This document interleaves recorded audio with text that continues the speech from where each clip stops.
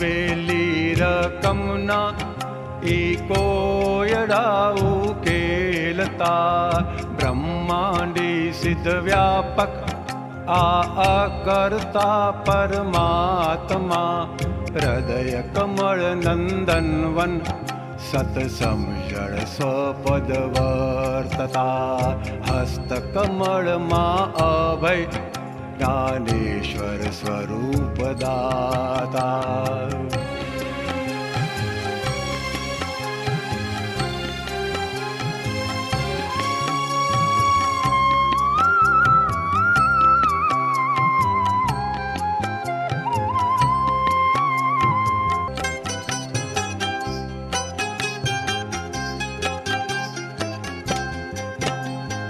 અશક્ય ગુણ લાગાવા જ્યાં કાળ ચરણ પણ રૂકતા મૂળ પુરુષ કલ્પાતીત કોઈ ધન્ય ક્ષણે અવતારતા સતવી દેહે વિચરે છે કેવળ આ પરમાત્મા શુદ્ધ વિજ્ઞાન વિરાટે ઝળકે છે જ્ઞાન પ્રકાશમાં સતવી દેહે વિચરે છે કેવળ આ પરમાત્મા શુદ્ધ વિજ્ઞાન વિરાટે ઝળકે છે જ્ઞાન પ્રકાશમાં નાચો ધરતી ને આસમાં ઝળકે છે જ્ઞાન પ્રકાશમાં.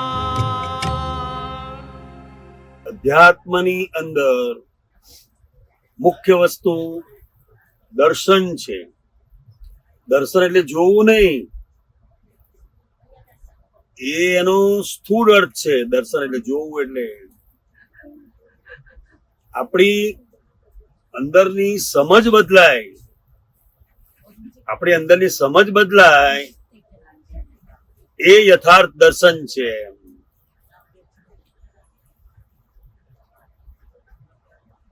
વિતરાગ માર્ગની શરૂઆત જ દર્શનથી થાય છે. દર્શન, જ્ઞાન, ચારિત્રાણી, મોક્ષ માર્ગ. દર્શન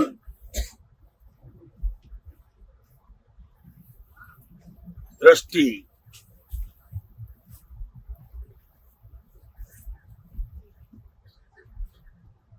આપણે જે કહીએ છીએ કે અત્યાર સુધી દ્રષ્ટિ દ્રશ્યમાં પડી, હવે દ્રષ્ટિ દ્રષ્ટામાં પડી. બરાબર બરાબર. એટલે દ્રષ્ટિ દ્રષ્ટામાં પડવી એ દર્શન ગુણનું ડેવલપમેન્ટ કહેવાય. હા, કે ડેવલપમેન્ટની પૂર્ણાહુતિ કહેવાય. પૂર્ણાહુતિની શરૂઆત થઈ ગઈ અને દ્રષ્ટિ દ્રષ્ટા પર પડવી ત્યાં જ્ઞાની પુરુષની કૃપા રહેલી છે. કોઈ પણ ધાર્મિક ક્રિયાઓથી, કર્મકાંડોથી, વિધિઓથી ક્યારેય દ્રષ્ટિ બદલાતી નથી. અને અહીં જે કહેવામાં આવે છે કે એક જ ભૂલ જો એને સમજાય તો એ ભગવાન થાય. તો કઈ ભૂલ? તો કે દ્રષ્ટિની ભૂલ. કઈ ભૂલ? દ્રષ્ટિની ભૂલ. એટલે આ મહાત્માઓની પૂર્ણાહુતિ તરફ, પૂર્ણાહુતિ એટલે પરમાત્મા પદ ની અનુભૂતિ, એ દ્રષ્ટિ બદલાવાથી આખી એની પ્રોસેસ ચાલુ થઈ ગઈ. પ્રોસેસ એટલે એમાં ક્યારેય ઉતાવળ હોય નહીં. પ્રોસેસ એટલે ટાઈમ લે, ને આપણે બધાને ઉતાવળ છે. કાળ આખો ઉતાવળ્યો. Yes, exactly. heavy load ને high speed. આપણે પહોંચવાની ઉતાવળ છે ને, કારના બધા ના પહોંચવાની ઉતાવળ એટલે સાઈડ સીંગ માં ક્યાંક એકાદ રહી ન જાય. ના રહી જાય. આ અનંત દર્શન કે છે આપણે અનંત દર્શન હું અનંત દર્શન વાળો છું. હા exact. એટલે ગમે એટલી મતિ મુંજાઈ જાય એટલે ફાઇલ નંબર 1 મુંજાઈ જાય એમ. હવે ત્યાં હું અનંત દર્શન વાળો છું, તો એ ઓટોમેટિક તમારી જે સમજ છે ને એ પ્રમાણે તમારું દર્શન ઓટોમેટિક ખુલે. દર્શન એટલે જેને સંજોગોનો સ્ટડી હોય ને એને ખબર પડે કે હવે શું બનવાનું છે એમ. દર્શન શક્તિ એમ. એટલે જ્ઞાની પુરુષનું એક જે વિધાનો હોય, ભલે ભવિષ્યને લગતા હોય કે કંઈ પણ હોય, પણ એ દર્શન શક્તિને આધારે છે. તો શૂઝ ને આપણે શેમાં એપ્લાય કરશું સાહેબ? સૂઝ કારણ કે શૂઝ થી આપણે બાકીના વ્યવહાર તો શૂઝ થી જ ઉકલી જતા હોય. અનુભવથી એ દર્શનથી નીચેનું છે. કારણ કે આજે તમે કહ્યું સૂઝ એ અનુભવથી આવે છે. સૂઝ જે છે ને, સૂઝ એટલે શું, તો કે એકવાર આપણી ભૂલ થઈ એટલે એને સૂઝ આવે એમ, સૂઝ પડે એમ. જ્યારે દર્શન એ બહુ મોટી વસ્તુ છે, એનાથી આગળની વસ્તુ છે. એના પણ સાહેબ શૂઝ તો બે સમજણ મારી છે એ પ્રમાણે કહું છું કે દર વખતે અનુભવમાંથી શૂઝ આવે એવી જરૂરી નથી. હા, એ ખરું એ તો ખરું. ખાલી સામે આવે અને દેખાય કે આ મારે આમાંથી નીકળી જવું. અમુક એ વસ્તુ લઈને જ આવેલા હોય, એની અંદર શૂઝ પડેલી જો. અમુક એ વસ્તુ લઈને જ આવેલા હોય. એમાં અનુભવ પછી આવતું કામ કરતો જ નથી. અનુભવ તો પછીની વાત. પ્રજ્ઞાનો પ્રકાશ નથી એ આપણે ગોડ ગિફ્ટ જેવું કહીએ ને, એ પોતે લઈને જ આવેલો હોય. શું છે 4 જણ હોય એમાંથી એકને સૂઝ પડે, 3 ને ના પડે એમ. એ પ્રમાણે જયારે પ્રજ્ઞા શક્તિ એ તો એક બહુ મોટી વસ્તુ છે એમ. ચેતવણી આપ્યા કરે. હા, તમે જયારે બીજાની સૂઝ પ્રમાણે કામ કરતા નથી ત્યારે પ્રજ્ઞા શક્તિ તમને ચેતવે છે કે ભાઈ આ વ્યક્તિ અનુભવી છે, આ સંજોગોમાં જે પસાર થયેલા છે એનું જરા સમજવાનો પ્રયત્ન કરો. માનવાનું વાત પછી જરા સમજો તમે, અને સમજાશે તો એનું પરિણામ મને જ જશે. તમારે માનવું નહીં પડે એમ. કુદરતી સૂઝ હોવી. હા, હોય કુદરતી હોય. એ આગલા અનંત ભવોની સરળતાને હા, એને કારણે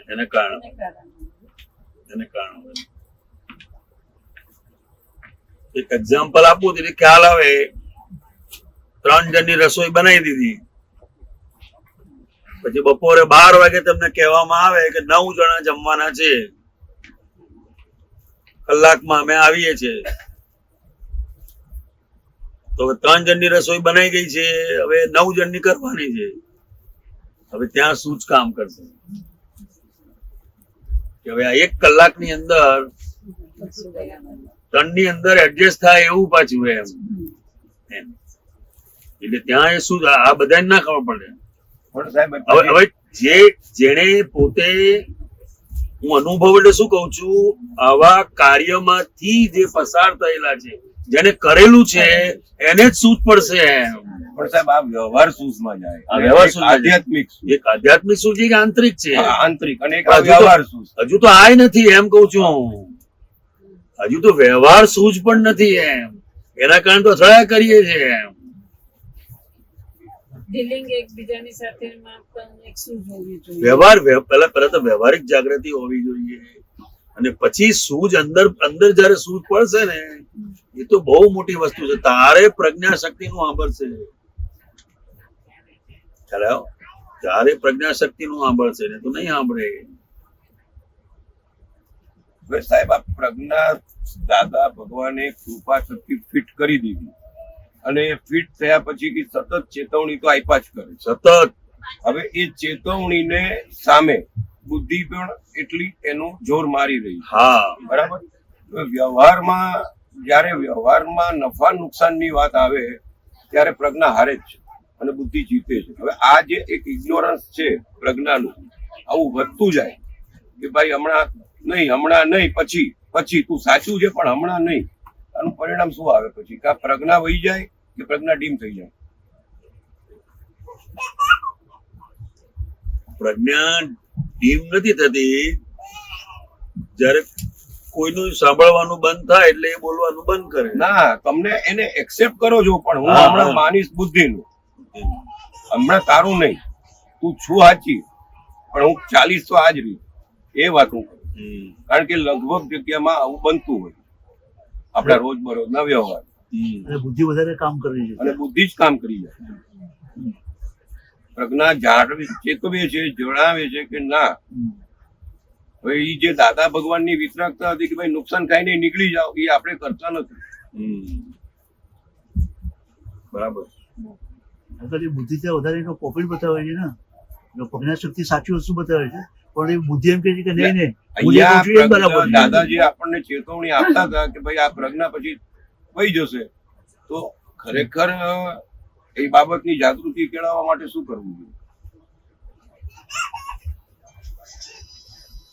કારણ કે વ્યવહારનો લોક તો અકબંધ ઉભો જ છે, એ જતો નથી. બંને વ્યૂ પોઈન્ટમાં સમજ સ્વરૂપે જો રહેવું હોય અને ખરેખર સંજોગોમાં શુદ્ધાત્માનો અનુભવ કરવો હોય તો પ્રજ્ઞા શક્તિનું સાંભળવું પડશે. પ્રજ્ઞા શક્તિનું સાંભળવું પડશે. વધારે મહત્વ આપી દઈએ છીએ. ના, એટલે મહત્વ બુદ્ધિનું અપાતું જ નથી. વધી જાય છે એવું ખરું ને? મહત્વ નથી હોતું, પણ વ્યવહારિક અમુક જે બાબતો હોય છે ને, બધી બાબતમાં કઈ જ્ઞાનથી સોલ્યુશન આવે એવું નથી. એમ ખરા અમુક અમુક અમુક અમુક બાબતમાં બુદ્ધિથી પણ તમે એનું સોલ્યુશન લાવી શકો છો, નથી આવતું એવું નહીં. પણ એ બીજાની બુદ્ધિ એક્સેપ્ટ નથી કરતી. એમ બીજાની નથી કરતી. જયારે કોઈ વસ્તુ તમને સજેશન આપે છે પણ તમારી બુદ્ધિ કે છે ના હું તો આ રીતે જ કરીશ, એવું. હવે સાહેબ, એક આ બુદ્ધિની જ વાત નીકળી છે, તો એક સમ્યક બુદ્ધિ અને એક વિપરીત બુદ્ધિ. બરાબર? સમ્યક બુદ્ધિ હોય ત્યાં સુધી તો વાંધો છે જ નહીં, તો ડકો થાય નહીં. પણ સમ્યક બુદ્ધિનો ઉપયોગ જો થતો ના હોય એટલે વિપરીત બુદ્ધિ જ કામ કરે. વિપરીત બુદ્ધિ અને આંતરિક પોતાને પણ બળવો અંદર બળે જ થાય જ છે. એટલે ખ્યાલ આવે છે કે બુદ્ધિના પક્ષમાં બેઠા છીએ, છતું છતાં આ હોય. લોભ અને મોહ છોડાવતો નથી. છતી વસ્તુ હોય, સાચી વસ્તુ હોય, એને ઊંધી બતાડે અથવા ઊંધી રીતે લે તો એ વિપરીત બુદ્ધિ છે. કારણ કે મારું મહત્વ ઘટી જાય એ મને પરવડશે નહીં. એ બુદ્ધિ છે.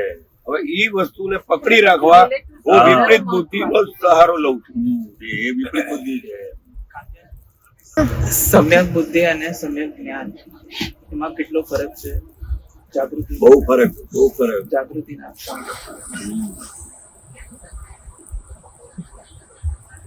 સમ્યક બુદ્ધિ એ તમારા વ્યવહારિક જે ગુપ્તો છે ને એને ઉકેલી આપે તમને. પણ એ વ્યવહારિક ગુચ ઉકેલવાથી આપણું અંદરનું પઝલ સોલ્વ નથી થતું. એમ ઘણી વાર થાય છે ને આપણે આ કે છે ને યાર 3 વાર કહ્યું ને કરી નાખો ને યાર મિલને એને બંધ થાય, બોલતો બંધ થાય. ખરા પણ તમારું અંદર બોલવાનું બંધ નથી થયું. એમ એ સમ્યક જ્ઞાનથી થશે. તો સમ્યક બુદ્ધિ એ નેસેસરી છે સમ્યક જ્ઞાન માટે. હેલ્પિંગ છે તો ક્યારે તમારો મત બાજુએ મૂકો તારે તમને એ સમ્યક બુદ્ધિ સમ્યક જ્ઞાન માટે હેલ્પિંગ છે.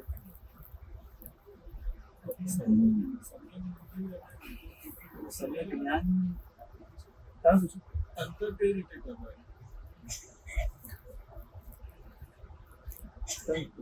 હા બરાબર. વિપરીત બુદ્ધિ એ સાંસારિક બાબતોની અંદર રખડાવી મારશે તમને. સમ્યક બુદ્ધિ એ સાંસારિક જે મૂંઝવણો છે ને એમાંથી તમને સોલ્યુશન આપશે સમ્યક. કારણ કે છતું છે છતાંય ઊંધું જુએ છે એ વિપરીત બુદ્ધિ છે. અને સમ્યક બુદ્ધિ ઊંધું છે છતાં એને સીધું જુએ છે એ સમ્યક બુદ્ધિ છે. અને સમ્યક જ્ઞાન એ તો બહુ મોટી વસ્તુ છે.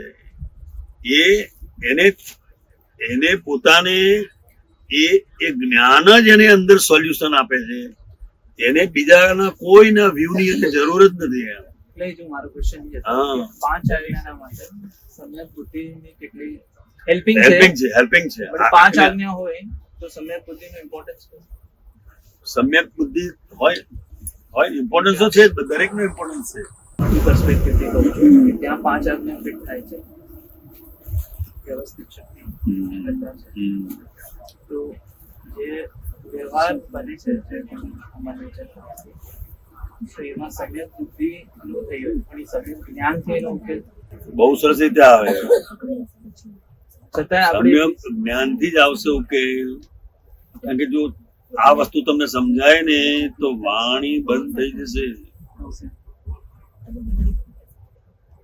તો સમ્યક બુદ્ધિ આ સ્થૂળ સંયોગો, સૂક્ષ્મ સંયોગો, વાણીના સંયોગો, શું નામ તારું? સૌરભ પર છે એટલે સૌરભના છે.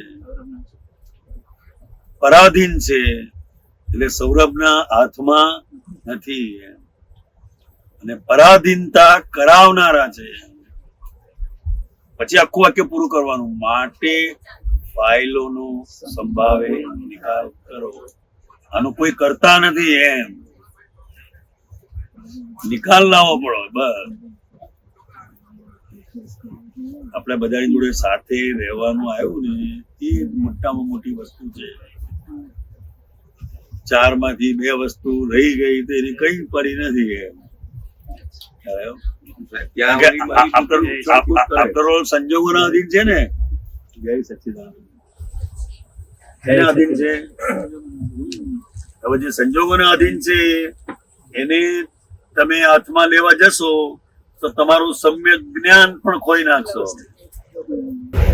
એટલે મને કન્ફ્યુઝન એ થાય છે કે જ્યારે આપણે સમ્યક જ્ઞાનનું એપ્લિકેશન કરીએ છીએ તો ત્યાં સમ્યક બુદ્ધિ વ્યવહારમાં હેલ્પ કરે છે, બરાબર છે. તો સમ્યક જ્ઞાનનું જ્યારે એપ્લિકેશન થઈ જાય છે તો પછી આપણે વ્યવહારમાં સમ્યક બુદ્ધિની કેળવણી કેમ કરવામાં આવે છે? કેળવણી જરૂર નથી.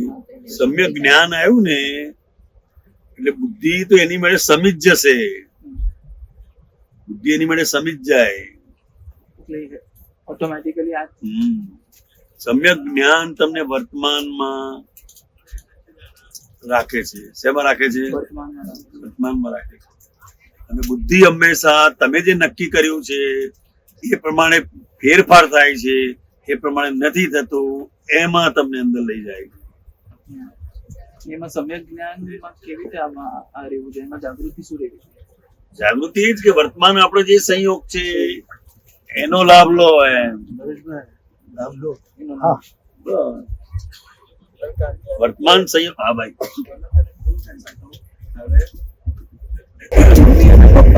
બંને જ્ઞાન લીધું પછી બુદ્ધિસ્ટે કાઢે એ તો લાસ્ટ ટાઈમ મેં સમ્યક લીધું હતું ને. હે લાસ્ટ ટાઈમ મેં સમ્યક લીધું હતું.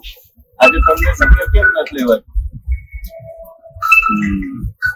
બુદ્ધિ એવું દેખાડે પછી એ સમ્યક પછી રહેતું નથી. 3-4 વખત કરે કોને? હવે લક્ષ્ય મારા મમ્મીને ડીલિંગ થતી હોય, બરાબર. મમ્મીએ 3 દિવસ શાક મને પૂછ્યું કે શું ખાવું છે, મેં કીધું કે આ બનાવવું છે, પણ મમ્મી બનાવે બીજું. બરાબર. તો બુદ્ધિ એ કરી દે કે જ્ઞાને કરી દે. જ્ઞાન તો વપરાતું નહીં હોય એટલે મને એવું થાય કે અચ્છા હા ઠીક છે ચલો આ વ્યવસ્થિત માં હતું એ આવ્યું બસ ભલે પૂછ્યું છે બરાબર. પણ પછી ચોથા દિવસે છે ને એ કે તું 3 દિવસથી પૂછે છે બનાવતી તો છે નહીં. હું કહું છું હા તેનો વાંધો નથી તારે જે પણ બનાવવું હોય એ બનાવી લે. ના એવું નથી બોલવાનું. એટલે એવું નીકળે પછી બુદ્ધિ એવું દેખાડે ભલે કે ના પણ એ બુદ્ધિ નું સાંભળાય નહીં. એટલે એવું થઈ જાય છે. કારણ કે કિચનના સંજોગો, બનાવનારના શું સંજોગો છે એ તને ખબર નથી. બરાબર છે, પણ એટલે પછી છે ને છેલ્લે એવું આવે છે, એટલે પછી એવું થાય છે કે 3 દિવસ જે હતું એ તો કહેવાય ને એડજસ્ટમેન્ટ જે હતું એ એડજસ્ટમેન્ટ વિપરીત બુદ્ધિ જ લીધેલું છે. સમ્યક એ તો લીધું જ નથી કે જ્ઞાને કરીને તો એનું એડજસ્ટમેન્ટ આવ્યું જ નથી. જો જ્ઞાને કરીને આવ્યું જ્ઞાને કરીને આવ્યો હોત તો ચોથા દિવસે તારે આ ઊભું ના થાય. ઊભું ના થાય. Yeah. એટલે એવું થાય છે કે આપણે એકચ્યુઅલી જ્ઞાનનો વપરાશ કે સમ્યકતાનો વપરાશ થઈ રહ્યો છે કે નથી થઈ રહ્યો. જ્ઞાન અને બુદ્ધિ તો પછીની વાત થઈ જ રહ્યો છે, થઈ જ રહ્યો છે. આપણી જયારે કમ્પ્લેન બંધ થઈ જાય ને ત્યારે સમજવું કે સમ્યક જ્ઞાનનો ઉપયોગ થઈ રહ્યો છે. કઈ પણ વસ્તુ બને, હું તો કઉ છું 500 માણસની રસોઈ બનાવી હોય ને અને કહેવામાં આવે કે આજે આવવાના નથી, કાલે આવવાના છે, તો પણ એને વ્યવસ્થિત છે આ એ સમજાય તો એ સમ્યક જ્ઞાન છે.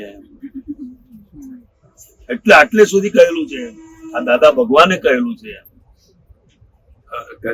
ગમે તે, કારણ કે આ તમને સમ્યક જ્ઞાન સુધી કોણ પહોંચવા નથી દેતો? બુદ્ધિ. અને એમાં જૈનની બુદ્ધિ એટલે શું પૂછવાનું, અને એમાં ઝાલાવાડી પાછા બધાની બુદ્ધિને બંધ કરી દે. એટલે આ વસ્તુ છે એમ, કોઈ વાંધો નથી. આજે અમુક છે, દરેક જે છે ને, કારણ કે આજે તીર્થંકર ભગવંતની ભજના, ઉચ્ચ ગોત્રમાં જન્મ, આ બધી વસ્તુ છે ડેવલપમેન્ટ, પણ એની સાથે સાથે બુદ્ધિ પણ એટલું બધું ઝીણું તમારું તો બતાડે, અમારે તો ખબર જ ના પડે. અમુક તો જાડું હોય એમ એટલે એ રીતે, એટલે એ અંદર એટલું બધું અંદર બળાપો કરાવડાવે છે. અંદર બહાર તો તમે શાંત જ લાગે. સામેવાળાની પ્રકૃતિ છે, સામેવાળાની પ્રકૃતિ છે એવી રીતે સમજીને એનો ઉકેલ લાવવાનો. હા, તમે કહ્યું એનો મતલબ એવું નહીં કે એ જ બનાવે એમ. આ એક વ્યવહાર છે.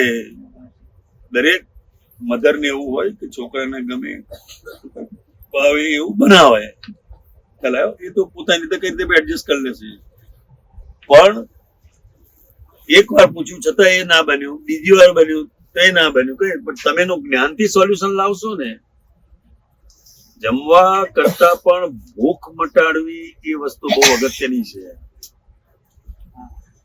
અનુભવ થાય છે. તમારે જમવા કરતા તમારે શું ભૂખ લાગી છે ને તમારે કેટલું લેવું છે તો તમે લઈ લો, બસ. આ તો એક કોળિયો જાય મોઢામાં કે તરત કમ્પ્લીટ ઉતરી જાય છે. ના, એ બોલાય નહીં. આને ડખો કહેવાય. હવે આ બાબતમાં હું પૂછું, કાઉન્ટર તમને નથી ભાવતું પણ મને એ વસ્તુ બહુ સારામાં સારી લાગે છે, તમને જોવી નથી ગમતી. એટલે તમારે બોલવાનું નથી, તમને જે અનુકૂળ આવેલો. અને 5-6 આઈટમ છે. એના પર પછી અનુકૂળતામાં જે આપણે લઈએ ને એટલે સામેથી આવે, હું બનાવું તો ભાવે જ નહીં. આ ખાલી હા તો બરાબર છે, કારણ કે બને ને એટલે મને આપણી ચોઈસ નું નથી બન્યું.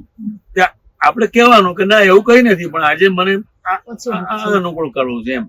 આપણને નથી ભાવ્યું એ ખબર પડવી ના જોઈએ, અને શું ભાવે છે એ પણ ખબર ના પડવી જોઈએ. એ પણ એક સ્થૂળ જાગૃતિ છે એમ. સ્થૂળ જાગૃતિ છે આ. એ તો પછી આખું અઠવાડિયું એ જ આયા કરશે, પછી આ તો ફોન કરી દે, હા અમને છે ને કઢી બહુ ભાવે છે, મહિના સુધી કઢી ચાલે અમારે. એટલે આ દાદા ભગવાનની આ જાગૃતિ હતી સાહેબ.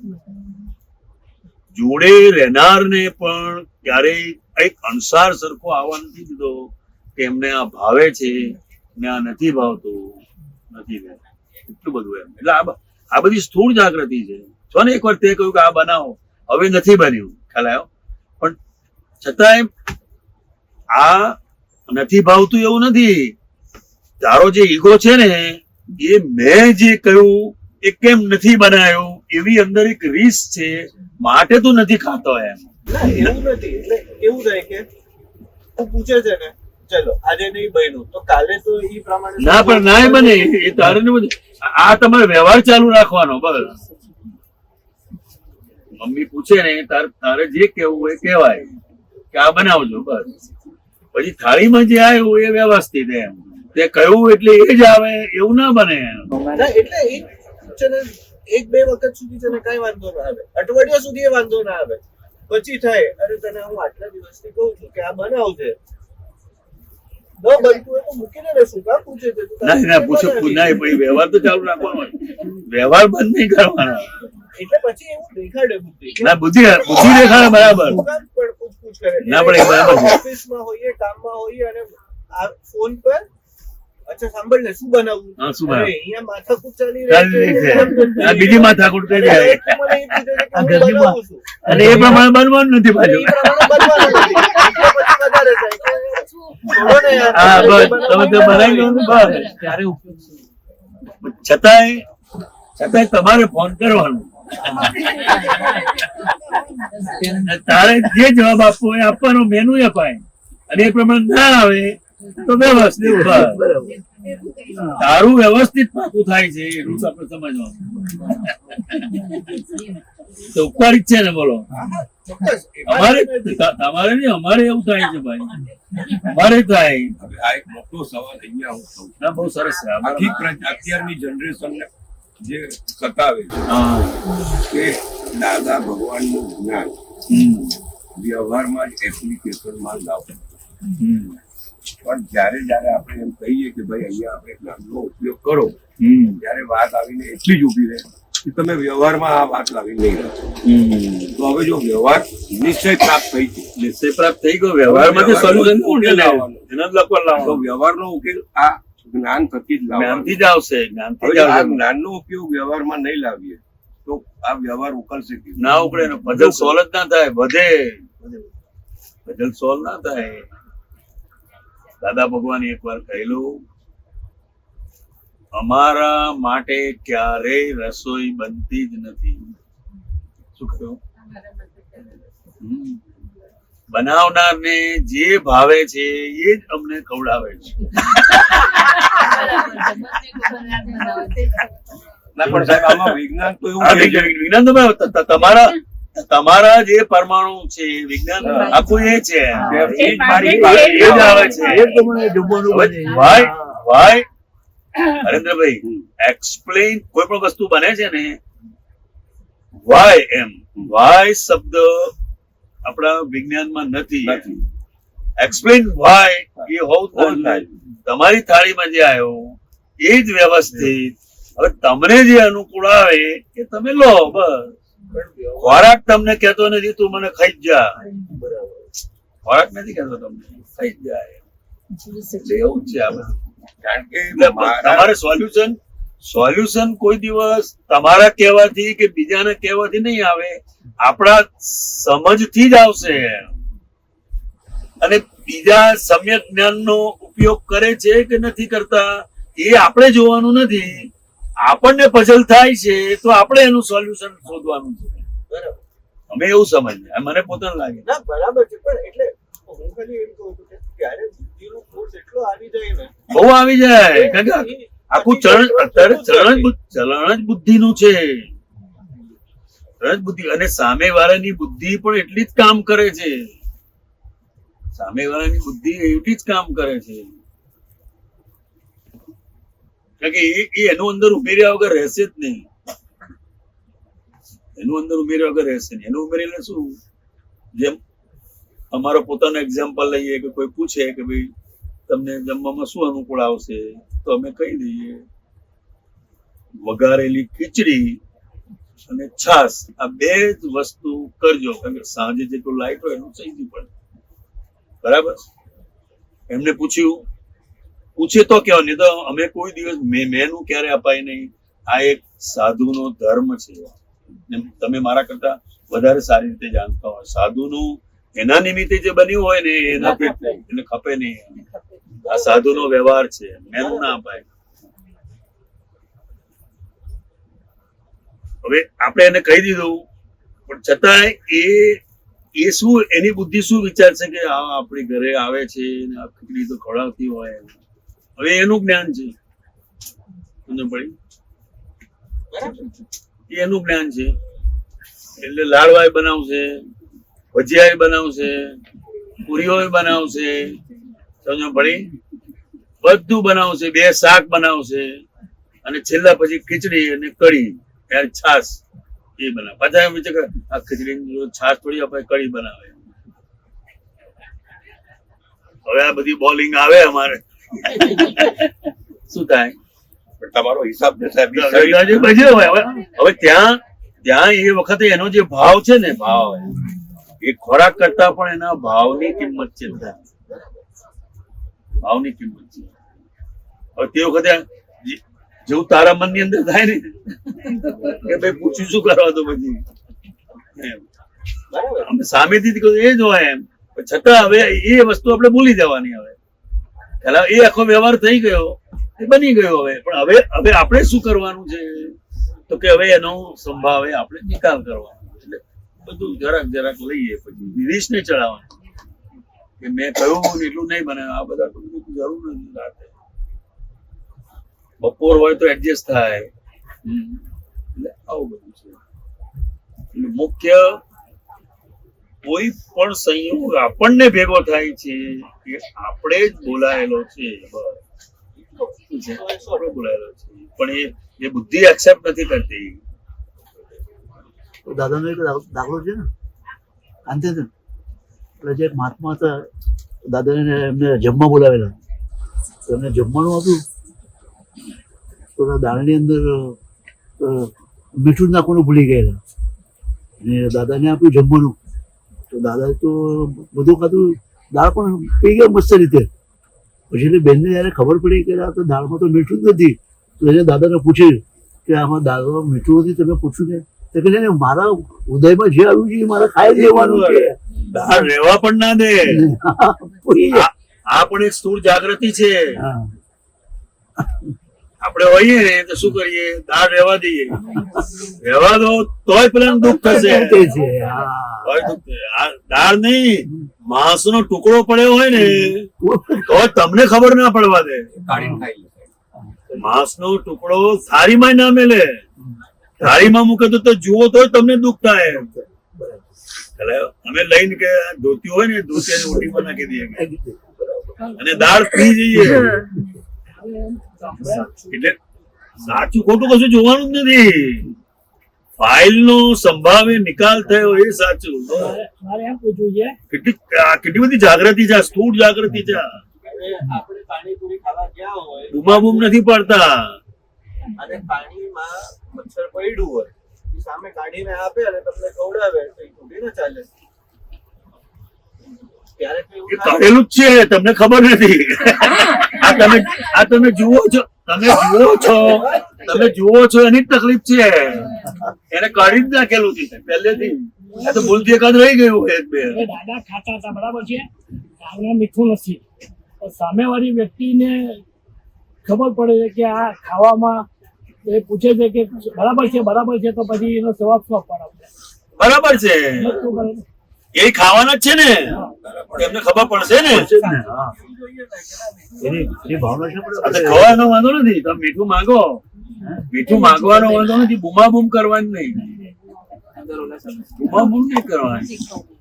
ના નથી ખાવું, મેં આવું કરું, આવું દાળ બનાવવાની, બૂમાબૂમ ના કરો. કે મીઠું નહીં પૂછે તો એ અડધો કલાક પછી ખાવાના જ છે બાપા. એમને ખબર પડી જશે. આપણે નોટિસ બોર્ડ થવાની ક્યાં જરૂર છે?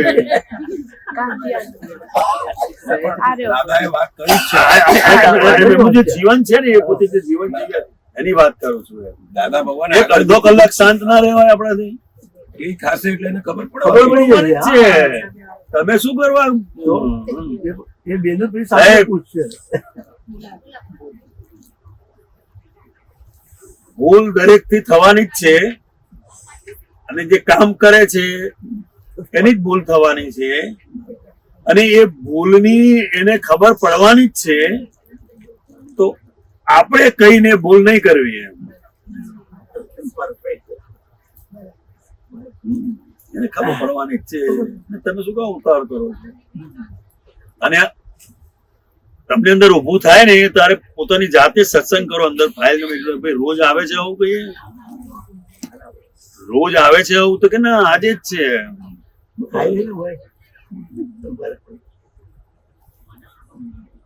જયારે સમૂહ હોય ને ત્યારે આ બધું બનવાનું જ છે, સમજ પડી ને. પણ આપણે તો શું આવે છે આપણા ભાગમાં શું આવ્યું, તમને જે અનુકૂળ આવે એ તમે લો, અને આજુબાજુ બધા ડબ્બા ભરેલા જ છે. તમે કહો કે ભાઈ આ લાવો જરા સેવ લાવો, તમે તે કોઈ હાજર થઈ જશે તમારે. એટલે એવું છે. એટલા માટે ખાસ સૂત્ર છે કે જમતી વખતે ખોડ કાઢવી નહીં, એ ભયંકર ગુનો છે. ગુનો કયો? ભૂલ નહીં, ગુનો લાગુ પડે કુદરતનો. ચિત્તની હાજરીમાં કે તમારે જમવાનું છે, એ તો બધા જાણે જ છે. ન ભાવતું આવ્યું એટલે બરાબર છે ત્યાં જ રહે.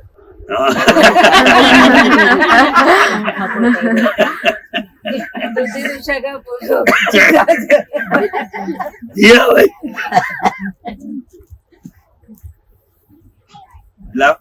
અને આ એટલે જ કહ્યું ને યાત્રા શું છે. આ તમે આટલા દિવસો સુધી સત્સંગ સાંભળ્યો, બહુ સત્સંગ સાંભળ્યા, સત્સંગ કર્યા ખરા, બીજાને સમજાવવા મહાત્મા તૈયાર છે.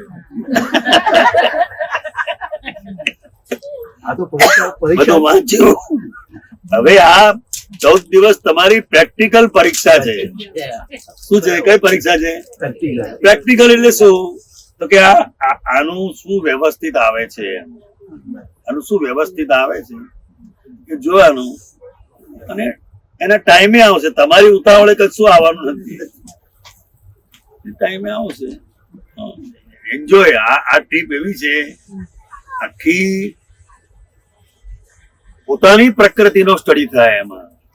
દરેકની એની મન વચન કાયાની ટેવો છે. શું છે? અને અહીંયા એક ટેવ તમારી હચવાશે નહીં. એની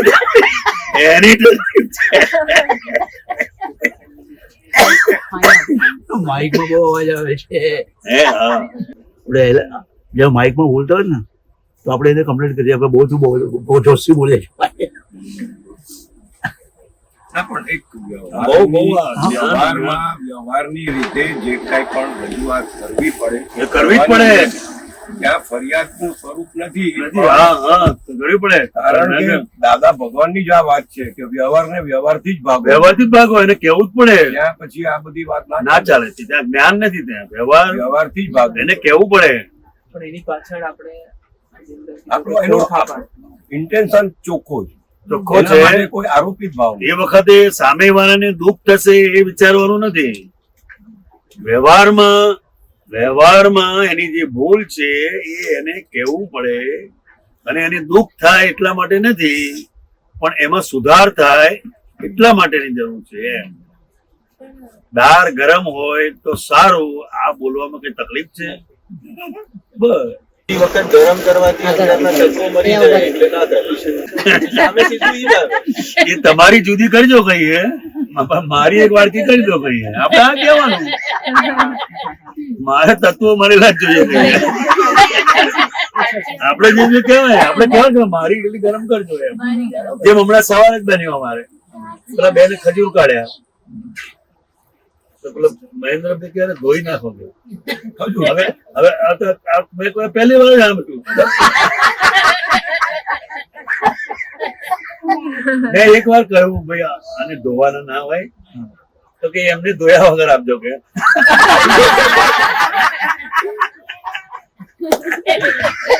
એમને ધોયા વગર આપજો, મારે ધોઈ નાખજો. પતી ગયું, સોલ્યુશન આવી ગયું. જનરલી હજુ ખજૂર ધીમા હોય, ખજૂર ધોઈને ખાવાની. ધોઈને ખાવાનું. ફાઇન પેકેટ હતું દુબઈના ને એવા આવે ને, એકદમ સીલબંધ પેકેટ હોય છે, જીપલોક નો હોય છે. હવે એમની એટલે દરેક ને હવે આપણે એમાં ધોઈને ના ધોઈને એમાં પડવાની કઈ જરૂર જ નથી. બસ આપણે પ્રશ્ન કાંતિયાનંદ હા બોલ. એમ કીધું વ્યવહાર ને વ્યવહાર જ થતો. હા હવે ત્યારે જ્યારે સામેવાળાને વ્યવહારથી આપણે જ્યારે કહેતા હોય ત્યાં વ્યવહાર છે, અંદર કાંઈ એટલે આપણે તમે કીધું કે સારા માટે જ કરીએ છીએ, અંદર કોઈ સ્વાર્થ નથી. બરાબર છે. ત્યારે એમાં અંદર રાખવું તો પડે ને રિલેટિવ એટલે આ ફાઇલ આપે છે સંભાળીને. અને પછી જે થાય એ વ્યવહાર હા વ્યવહાર બરાબર છે. બરાબર. અને આ પણ વ્યવહાર જ છે. અંદર આપણને જે થયું ને કે ફાઇલ નો સંભાવે નિકાલ એ પણ શુદ્ધ વ્યવહાર જ છે. એ પણ શુદ્ધ આજ્ઞા ધર્મ એ શુદ્ધ વ્યવહાર જ છે.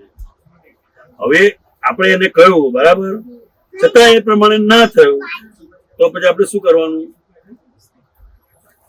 પછી આગળ સ્ટેપ દેવું પડે ને, દેવું પડે બસ. પછી ત્યાં વ્યવસ્થિત, પછી એની માથાકૂટ નહીં કરવાની. સ્વાર્થ વગર આ કેવી રીતે બોલી શકાય? અગર આપણે હમણાં જે વાત કરી કયો સ્વાર્થ? આમ કહીએ કે કંઈક બરાબર નથી વસ્તુ ને આપણે એમને કહીએ કે તમારી વસ્તુ બરાબર એટલે વ્યવહારમાં જે અમુક વસ્તુ હોય તો કેવી પડે ને અથવા તમને જે અનુકૂળ આવે છે એ એવું એ કરે. તમને જે અનુકૂળ આવે છે એવું એ કરે એટલે સમજ પડે. બસ પતી ગયું. કઈ નહીં. એમાં સ્વાર્થ ને અસ્વાર્થની કઈ જરૂર જ નથી. કહેવાની ના નથી, કહેતા આવડવું જોઈએ અને પેલાનો અહમ પણ ના દુભાવવો જોઈએ. તો આપણે એવી રીતે કહીએ છીએ ને, પેલાનો અહમ દુભાય અને અહમ દુભાશે ને તો તમારી વાત સાંભળશે જ નહીં. હું તો આ જ કરવાની, તમને અનુકૂળ આવે એ તમે કરો, હું આ જ કરવાની એવું.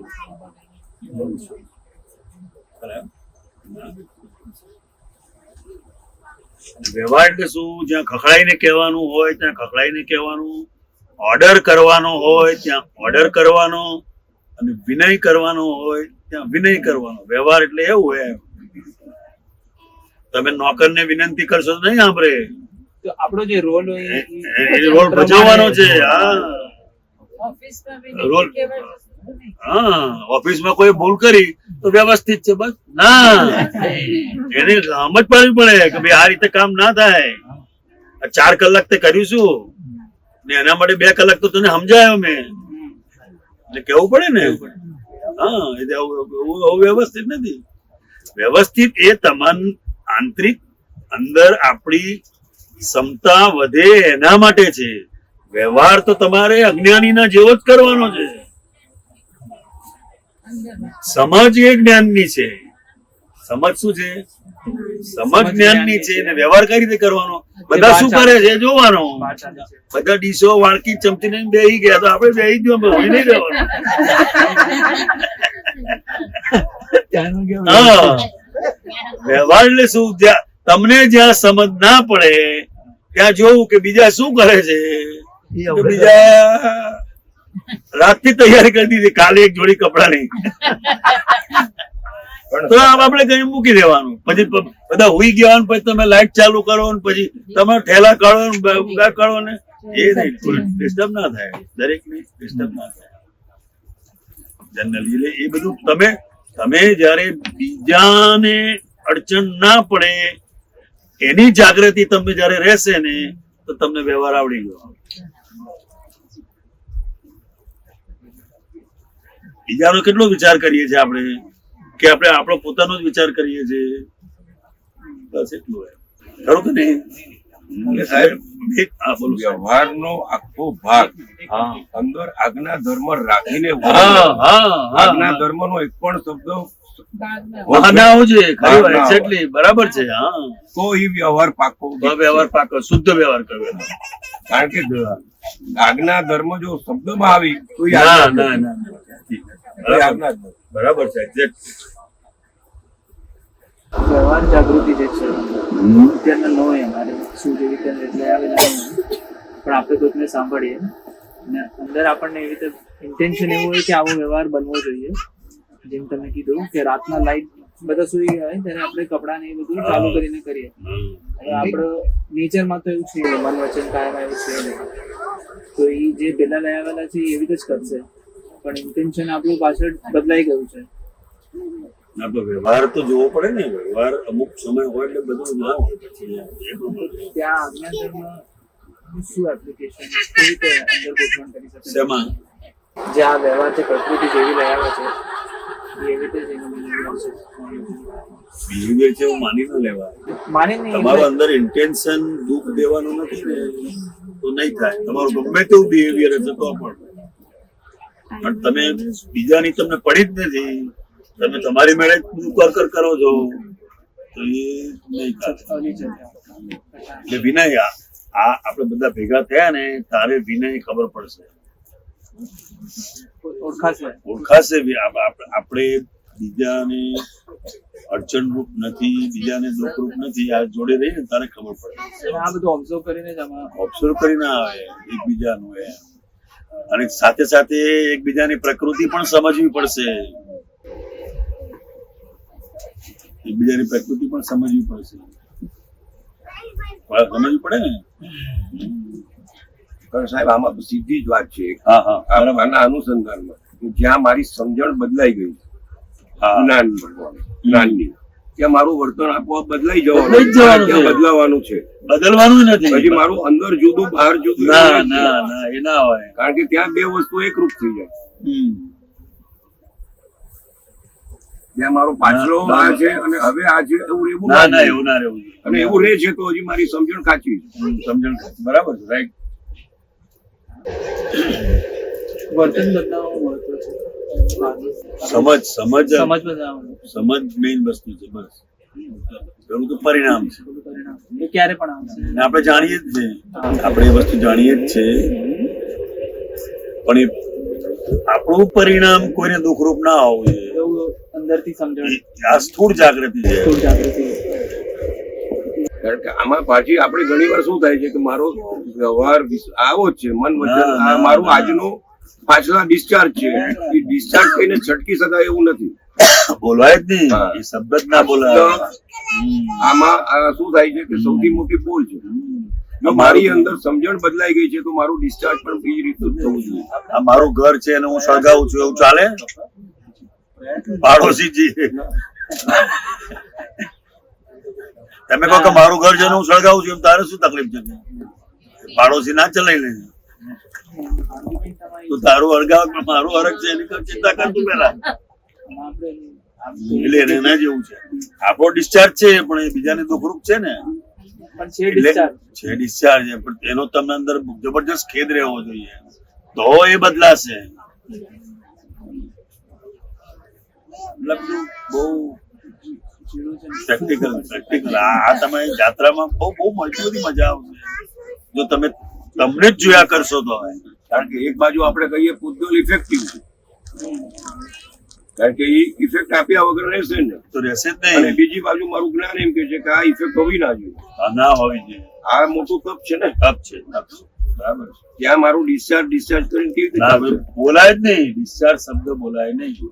તો પ્રિન્સિપલ બીજાનું જયારે થતું હોય ત્યારે તમારે સમજવાનું છે. હા પણ એ પ્રિન્સિપલ છે ને.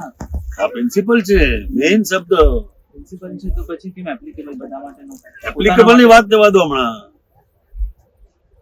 ડિસ્ચાર્જ સમજાય તો પછી એને સત્સંગની જરૂર નથી. એ નથી સમજાતું તારે તો એને પઝલ થાય છે.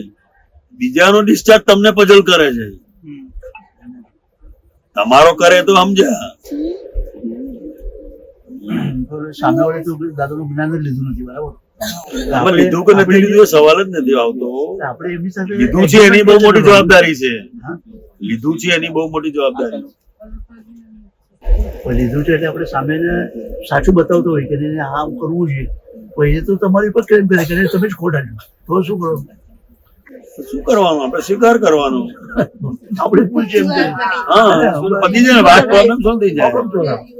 એ છે ને કે તમારી વાણી છે ને તે બરાબર નથી. દાદા કે ભૂલ પોતાની જોનારો થઈ ગયો ભગવાન તો પોતાની ભૂલ સમજી. ગોતો જ આવ્યો પાછળથી. આનંદ ખવાઈ ગયા. જાહેર કરો. બાઈકમાં બોલવું હતું ને બાઈકમાં બોલવું હતું ને ના એને તો અહીંયાથી બૂમ પાડે તો ત્યાં અવાજ સંભળાય છે એવું છે. બહુ આખી વસ્તુ તમે જેટલું સમજ્યા છો ને એટલું સુખ તમને આવશે. બસ.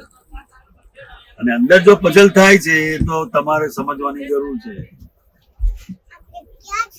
ડિસ્ચાર્જ એ પોતાની ભૂલને પ્રોટેક્શન કરવા માટે નથી. એમ તો મારો ક્વેશ્ચન એ છે કે આપણે જ્યારે કહીએ છીએ કે આ પ્રિન્સિપલ છે મન વચન કાયા પર છે પરાધીન છે, તો એ સમજણથી ચાલીએ છે તો પછી એ પોલ પણ છે પોતાના માટે વાપરીએ તો ના તો બોલ જ છે ને, પોતાના માટે વાપરીએ તો પણ એમાં એ પઝલ સોલ્વ થઈ પણ જાય છે. કેમ કે હવે ઘણી વાર પ્રકૃતિ જોઈએ કે આપણાથી કઈક વર્તનમાં આવું થઈ જાય છે આપણને જ ન ગમતું હોય, હે આપણે પોતાને જ ન ગમતું હોય આપણું ન વર્તન, ગમતું તો હોય, આપણે એમ બરાબર. કહીએ કે મન વચન કાયા પર છે ને એ પરાધીન નથી, તમને નથી ગમતું એ તમે જાણ્યું એ જ્ઞાન છે, એ જ્ઞાન છે. વર્તન બદલાયું એ જ્ઞાન નથી. હા, બરાબર છે પણ એ જાણ્યું જાણ્યું કે બસ તમે આવી પ્રકૃતિ છે પોતાની, હા. નયા વાળી પ્રકૃતિ આવી છે, ના ના તો ના આવી લાવેલી પ્રકૃતિ છે પોતાની, એ જાણ્યું એ જ્ઞાન છે. હમ. એ સમ્યક જ્ઞાન ક્યાં કહેવાય છે? હમ. સાહેબ એને સમ્યક જ્ઞાન કહેવાય કે ખાલી સમજટ કહેવાય કે મારી પ્રકૃતિ આવી છે મને સમજમાં આવી? હજુ જ્ઞાન ના કહેવાય, એ પરિણામ પામે ત્યારે જ્ઞાન કહેવાય. સમજ એ પરિણામ પામે, આ સમજ પડી એ બહુ મોટી વસ્તુ છે. એ તો કોઈ કહે તોય ના સાંભળે.